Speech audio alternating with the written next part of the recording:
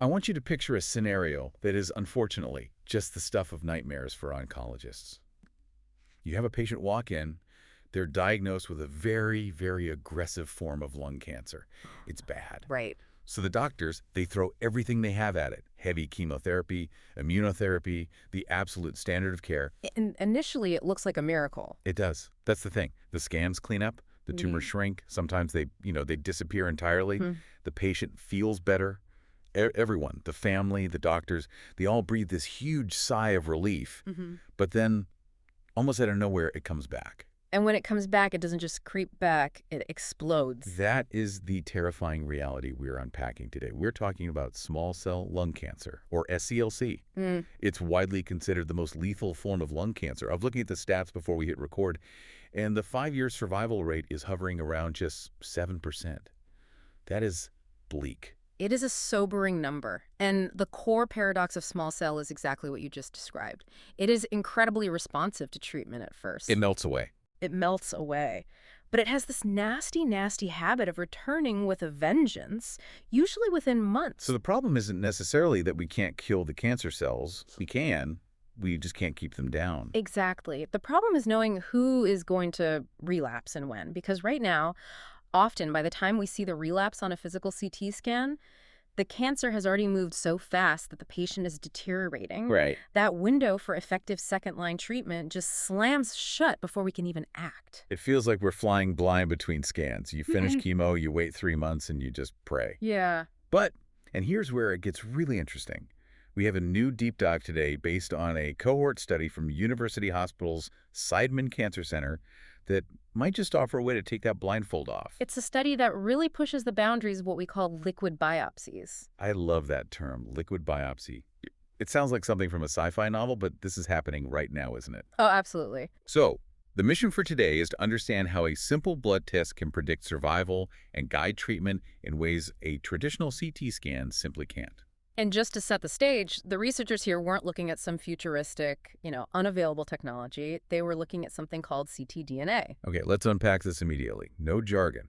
What exactly is ctDNA? So ctDNA stands for circulating tumor DNA. To understand this, you have to realize that tumors are messy. They are chaotic. Okay. As cancer cells grow and divide and die, they shed tiny fragments of their DNA right into the bloodstream. So they leave a trail. Exactly. Think of it like a trail of breadcrumbs. If you know how to look for it, you can find the genetic signature of the tumor floating right there in the plasma. So you don't need to cut into the tumor to see its genetics. You just need to draw blood and look for the debris it left behind. Precisely. And in this specific study, which involved 81 patients, they were looking for mutations in 2 very specific genes, TP53 and RB1. Why those 2? Is there something special about them? In the world of small cell lung cancer, those are the usual suspects. In fact, they are the universal hallmarks. In other cancers, you might have a dozen different potential driver mutations. In small cell, TP53 and RB1 are mutated in almost every single case. Got it. So if you find those mutated fragments in the blood, you know with a very high certainty that you are looking at the tumor. Okay, so they draw the blood, they find these mutated DNA fragments, but the study didn't just say, yes, it's there, or no, it's not, right? They were measuring how much was there. Right. And this brings us to the most critical metric in the entire study, VAF max. VAF max. That stands for maximum variant allele frequency. That is a mouthful. It is. But if you strip away the medical speak, think of VAF max as a volume knob. It's measuring the volume or the percentage of DNA in your blood that belongs to the tumor versus your healthy cells. So if my VAF max is 1%, the tumor is whispering. If it's 50%, the tumor is screaming. That is a perfect analogy. And in this study, the baseline volume for these patients was shockingly loud. At the time of diagnosis, before any treatment, the median level was 53.3%. Wait, pause there. 53.3%. Yes. That means in a typical patient in this study, more than half of the circulating DNA for these genes was coming from the cancer. It really drives home how systemic this disease is. Even if you think you caught it early, the blood is telling you that the tumor burden is just massive. Wow. But here's where the data starts to get predictive. The researchers found a magic number, if you will, a threshold. I saw this, 58.75%. Really? Seems incredibly specific, by the way. It's where the statistical split occurred in the data. They found that 58.75% was the cutoff. Okay. If a patient's tumor volume, their VAF max, was below that number at diagnosis, they lived a median of 25.5 months. Okay, so over 2 years. In the context of small cell lung cancer, that's actually quite a long time. It is significant. Yeah. But if that volume knob was turned up above 58.75%, the median survival dropped to just 11.3 months. That is a staggering difference. We're talking about more than cutting the survival time in half. Yeah. Just based on this one number from a blood test. And remember, this is information we have before treatment even fully kicks in. It allows doctors to stratify patients immediately. Walking in the door who's fighting a significantly steeper uphill battle. So essentially, high VAF means high risk. But there's another layer here that I found even more compelling. It has to do with the stage of the cancer. Usually doctors classify this as limited stage, meaning it's contained to one area of the chest, or extensive stage, meaning it's spread. Right, that's the classic anatomical staging. And logic would dictate that extensive stage patients have higher VAF max scores. More tumor equals more DNA in the blood. Sure. And generally, the study confirmed that extensive stage patients averaged around 62% versus about 15% for limited stage. But, and this is my aha moment reading this study, there was a group that broke the rule. The exception that proves why we need this test. Exactly. There was a subgroup of patients who, if you looked at their CT scans, appeared to have limited stage disease. The tumor looked contained. Right. The doctors probably told them, good news, we caught it early, it's just in this one spot. But when they ran the liquid biopsy, their VAF max was high, greater than 40%. So the scan says contained, but the blood says rampant. And the blood was right. That is the chilling part. Those patients with the high VAF max, even though they looked limited on the scan, ended up having outcomes that were basically the same as the extensive stage patients. That is wild. It's like the blood test revealed a hidden risk, a high metastatic potential that the cameras completely missed. It fundamentally challenges how we categorize the disease. We've always used anatomy, where is the lump? This argues we should be using biology, how much signal is in the blood. Right. Dr. Afshan Dalati, one of the lead researchers, pointed out that if you see these high levels in a quote-unquote limited patient, you need to watch them like a hawk. Because metastatic disease isn't just around the corner, it's probably already there, just too small to see on the scan. Exactly. Molecularly, they're already extensive. So we have our baseline. We know who is high risk. Now let's talk about what happens when we treat them. Standard care is platinum etoposide chemotherapy combined with immune checkpoint inhibitors. We hit them with the drugs. What happens to that volume knob? It plummets, and, it crashes. Dr. Dalati was actually quoted saying he was surprised by how profound the drop was. It is surprising, even for seasoned oncologists. Remember, we started at a median of around 53% after treatment. The median VAF max dropped to 0.15%. 0.15% from 53%. That is essentially silencing the cancer. It shows just how effective this chemoimmunotherapy combo is at killing the bulk of the tumor cells. It wipes out the majority of the population. That sounds like absolute victory. If I'm a patient and I see my numbers go from 53 to near zero, I'm popping champagne. I'm thinking I'm cured. And that is the danger. That is the trap of small cell lung cancer, because low is not the same as gone. This brings us to the concept of residual ctDNA, the tiny fraction that remains. This seems to be the crux of the study's finding regarding relapse. It is. It turns out getting the number low isn't enough. You have to clear it. Oh. The researchers looked at the patients who achieved a massive reduction, essentially clearing the DNA. They established a specific clearance threshold of a 99.89% reduction. That's incredibly precise. So you basically need to eliminate almost every single choice. If you did that, if you cleared the DNA, the disease-free survival was over 33 months. That's nearly 3 years where the cancer doesn't come back. Okay, 33 months. Now compare that to the patients who didn't quite clear it, who still had just a little bit of residue left. For the patients who didn't reach that clearance threshold, the disease-free survival was only 5.5 months. Wow. Pause on that. 33 months versus 5 months. And the difference is just that tiny fraction of a percent of DNA left in the blood. That's it. Physically, on a scan, both of those patients might look clean after 4 cycles of chemo. But the liquid biopsy is telling you that one group is effectively suppressed for years, and the other group has a ticking clock that is going to go off in less than half a year. It really highlights the potency of these residual cells. The study formalized this into the 0.1% rule. Right. If a patient still has more than 0.1% tDNA after treatment, they are on a fast track to relapse. So Dr. Dalati's advice here is pretty blunt. Do not be fooled by a clean CT scan. Exactly. He says even if the patient looks clinically fine after 4 cycles of chemo, if that DNA isn't cleared, you cannot just send them home and say, see you in 6 months. Standard surveillance isn't enough. Well, You need to scan them every 2 months. They are high risk. okay, so let's say the worst happens. The levels don't clear or they start to creep back up. The cancer returns. I think a common assumption, I know I certainly thought this, is that when cancer comes back after chemo, it's because it has mutated into some new superbug that is resistant to the drug. Right, like bacteria. Yeah, exactly. Yeah, that is the common narrative. We think of evolution, survival of the fittest, the cancer changing its disguise to evade the treatment.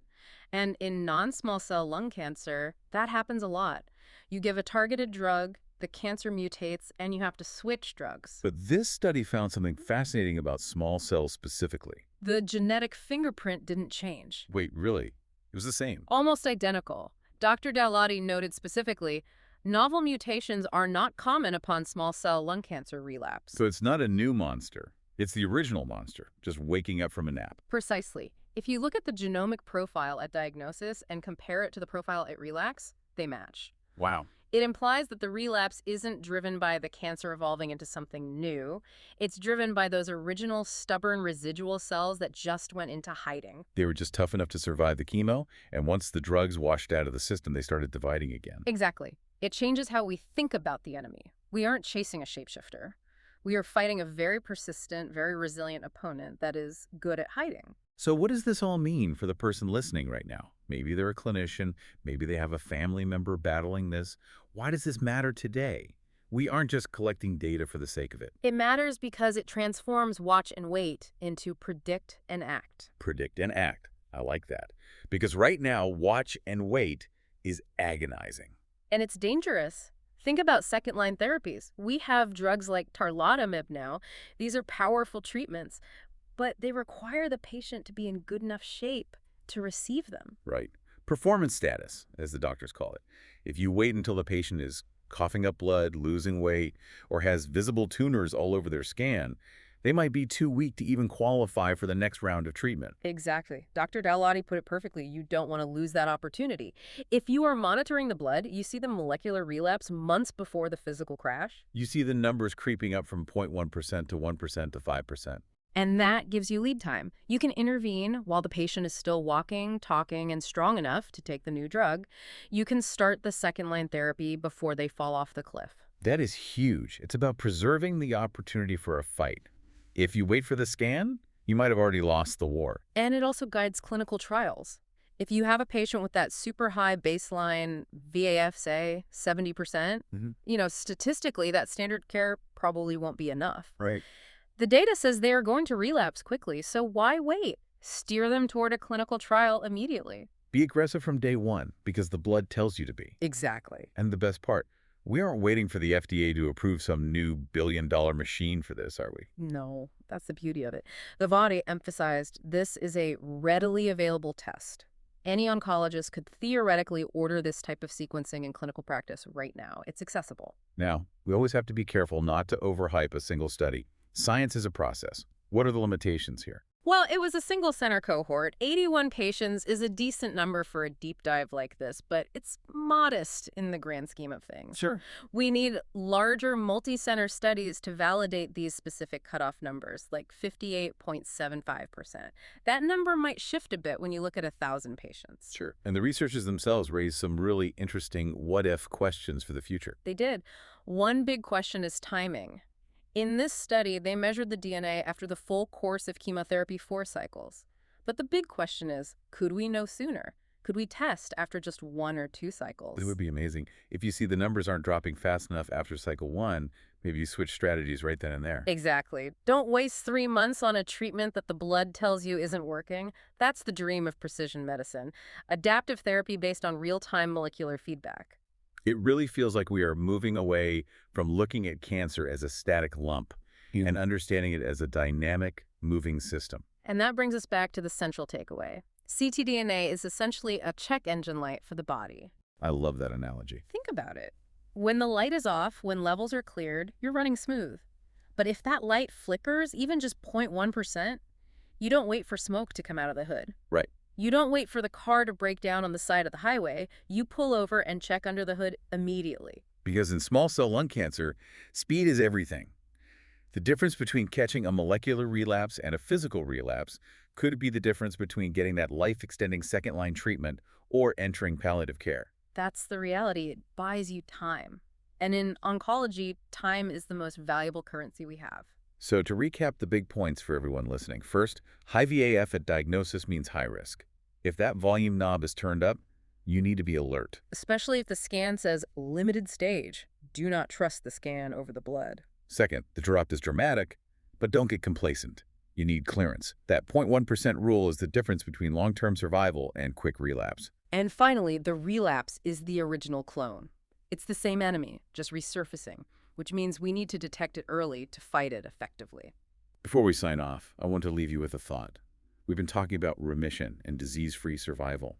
Historically, those terms meant we can't see anything on the scan. Right. No evidence of disease. The coveted NED status. But if we know the DNA is there, if we can see the molecules floating in the blood months before a tumor appears, does our definition of being in remission need to be completely rewritten? It is a provocative question. Are you really in remission if the molecular blueprint of your cancer is still circulating? And if not, are we entering an era where we treat the molecular ghost before it becomes a physical monster? That shift from visual to molecular is massive.